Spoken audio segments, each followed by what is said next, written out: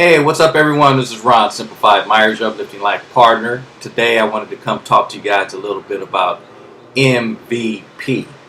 Because you hear that chanted at all the different sporting events. People are excited for their favorite player, so they basically want this person to get recognized as the most valuable or the best person in that particular sport. Now what does that have to do with you? Well, what amazes me is those same people don't do that kind of cheering for themselves. And that's really what I want to talk about, is you having to become the MVP, the most valued person in your life, or valuable if you want to.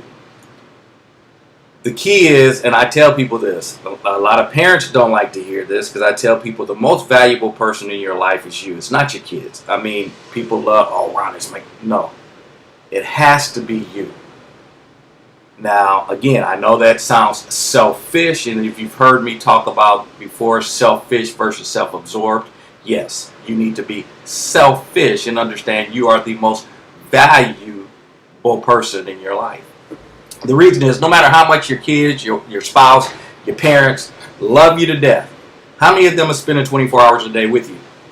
Zero, right? So when they're not around, who has to look after you? You. And folks, I'm not sitting here getting ready to get into a spiritual conversation with anyone. This is not a spiritual conversation. It has to do with when you're alone physically, who is there with you? Just you. So if you're not looking out after you, who is? They're not here. So this has to carry in every part of your life. 24 hours a day, you are with you. So you better take care of you. Again, why I tell people you have to be selfish, that just means internal, which means you have to be at peace in every area of your life. The reason being, if you're not at peace, if you haven't understood your value, you cannot give the best you to anyone else. That includes your kids, your parents, your family. That's why I said you have to understand and start cheering for you and become your most valuable person in your life, because that's when you can give the best you to everyone else.